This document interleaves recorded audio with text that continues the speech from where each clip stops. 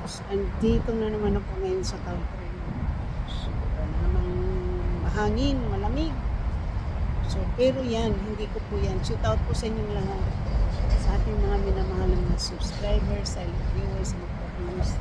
Kaibigan matindi, hindi ko lang shoot out. Naka-apat po tayo na layer. Meron po tayong jacket. Ayan. Nakasuot po tayo ng jacket. Malamig lang po. Pero itong train na to guys, palaging nandito eh. Dahil ito po ay South San Francisco area. So palagi itong siguro walang ibang maparkingan kaya nandito to. Yan o. At yung train natin either 8:09 or 8 o'clock. So hindi ko alam kung saan doon. Gusto ko lang po itong kasi alam po nyo yung graffiti na yan. Naku, ang ganda ng tingnan, di ba? Ang ganda tingnan ng graffiti na to, guys. So,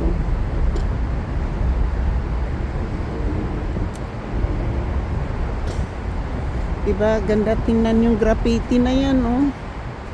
Hindi po yan drawing, guys, kundi graffiti po yan. Yan. So, nandito lang po tayo sa may Caltrain.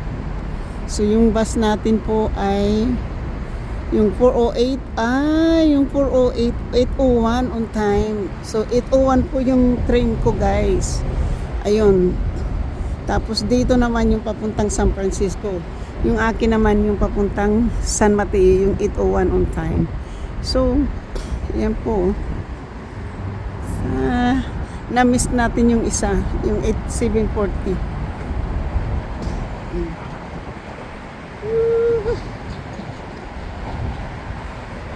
Tsaka pagi lang po, no? Yung pala, iba din po yung bus, transit din yung doon sa kabila. Yung South Grand, nandun doon sa kabila. Yung overpass na yun, guys. So, shoot out. So, malaking haba po ng train na to. So, 1, 2, 3, 4, 5, 6, 7, 8, 9, 10, 11, 12, 13. Parang 14 na track. Yung po, yung doon sa yung maliliit. Tapos ito yung pinakamalaki at saka itong tatlo. Tapos yung mga na yung tangke na po yun, no.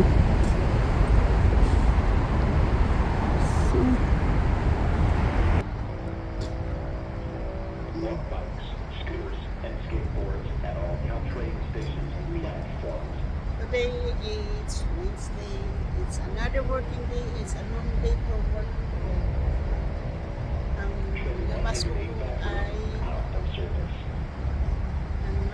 sa trabaho ngayon ay 4:30. So magkarating po ako ng bahay mga 6. 4:30. Mga 5:30 po makakarating po tayo ng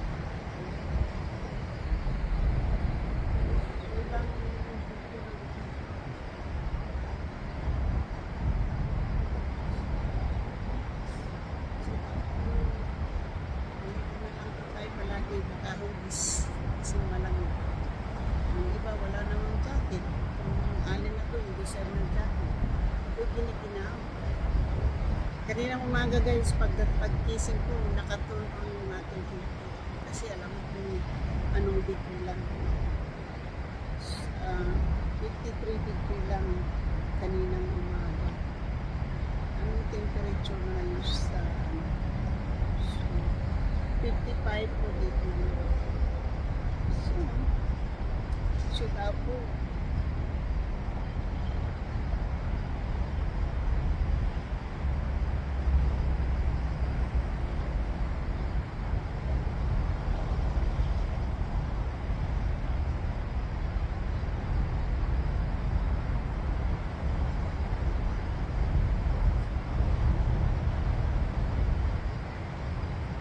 So, thank you so much.